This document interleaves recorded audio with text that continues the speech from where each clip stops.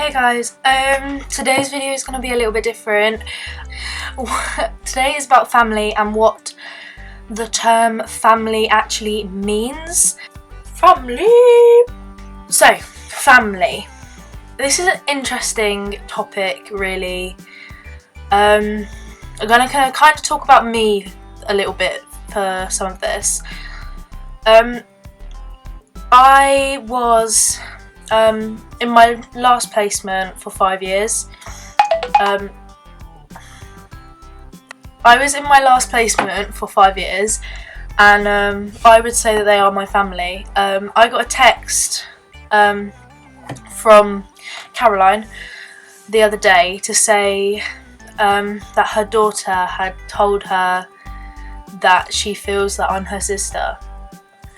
And this was quite emotional for me because I would always regard her as my sister, and that's how I would treat her.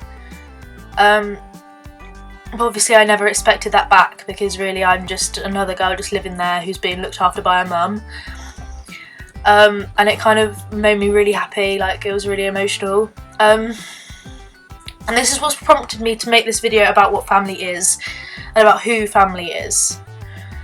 Because family can be anyone. There are a lot of things I've seen where a family is only classed as a male and a female who are married and have legitimate children, and that is a family. But obviously that's not true, because the family I was living with, there were 5 of us, all females, 2 fostered, 1 legitimate child. Another girl who was there who wasn't fostered, but she wasn't actually Caroline's daughter, but she was living there under a family arrangement. And then Caroline, who was a single parent, and then we all lived there. And we consider ourselves a family, even though we were all females and we all came from different places and we were all from broken situations. So a family isn't stereotypically man, woman, kids. But also it doesn't have to be the people you live with either, I suppose, because even if you don't live with, you could be living with a family and then you not consider them your family, but people that you spend time with and people that you actually care for and love are your family. I would say that Caroline and the gang are my family. Just because they are the people that I love and spend time with, etc. But also, the main reason I want to talk about this is because often young people in care and care leavers can struggle to identify who and what family is, and sometimes feel guilty for feeling like their foster family, their foster placement is your family. Because often, your real biological family is still in the picture, they're still around, and you still see them. And often it kind of makes you feel like you're betraying them a little bit, because you feel that the people you live with and that take care of you are more of your family than your biological family is.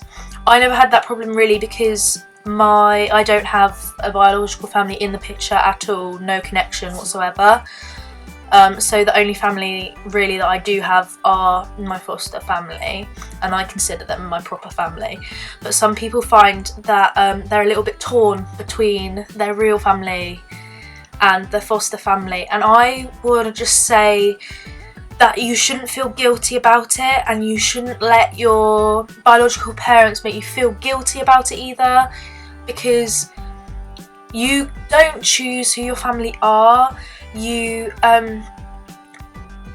People become to be your family just because that comes to be, and that's what your feelings are. So if you feel that you're more connected and you feel that the people you live with, your foster family, are more of a family to you than your biological family and parents, then that's nothing to be ashamed of, and it's nothing to be worried about. And obviously, in a lot of cases, your real family will be really upset and can feel betrayed, etc. But you shouldn't let them make you feel bad about it, because it's not it's not like anyone's fault per se, because it just happens, and that's just how you feel. And you shouldn't like kind of stop yourself being involved in the family because it makes you feel bad for your parents. Because I used to find, while my dad was still around, I used to stop myself getting involved in like making family memories and stuff. Like I wouldn't go on holiday, and I wouldn't go to events, and when I did go to events I would like stay separate and not really do anything or speak to anyone, because I felt like I shouldn't be there, and it was the wrong thing to do. It was the wrong place.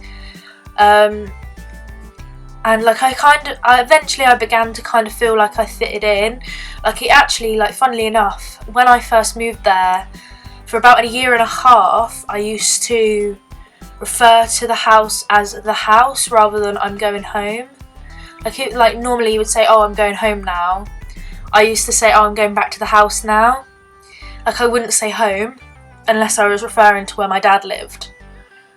And then I naturally started being more involved in the family, and actually being a part of everything. And then I started calling it home, and I started to kind of feel like that was my family and that's where I should be. And then sadly my dad passed, so there wasn't anywhere else for me anyway. So I kind of was really relieved that I'd started to feel like I belonged there, because if I didn't, I think it would be awful, because there I didn't belong where I was living, but I had nowhere else to belong because my dad had gone. So it was really lovely when I did begin to feel like I belong. That is the other thing I'm going to say about, is obviously if you're not at that stage yet where if you're in a placement and you just don't feel like you belong there, that's fine too, because maybe you haven't realised it yet, or maybe you don't belong there, and that's fine as well. Like just because you don't feel like you fit in straight away, that's okay. You shouldn't feel bad about that, because they aren't your natural habitat, if that makes sense. They're not kind of what you're used to. It takes a bit of time to get used to a new situation or a new place, or even if you've been there for quite a while and you still don't fit in and you still don't feel like you like it. If you've made every effort you feel like you've made to try and get along there and try and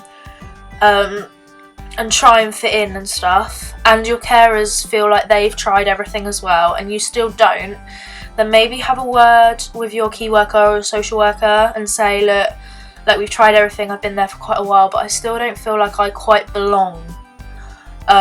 It's not that it's breaking down as such, you have to make that clear. A lot of the times if you say to your key worker, I don't feel like I belong, I don't feel like I fit in, they'll want to know why it's breaking down. But you can just say, look, it's not, the placement isn't breaking down, it's perfectly stable, it's just I don't feel comfortable in it.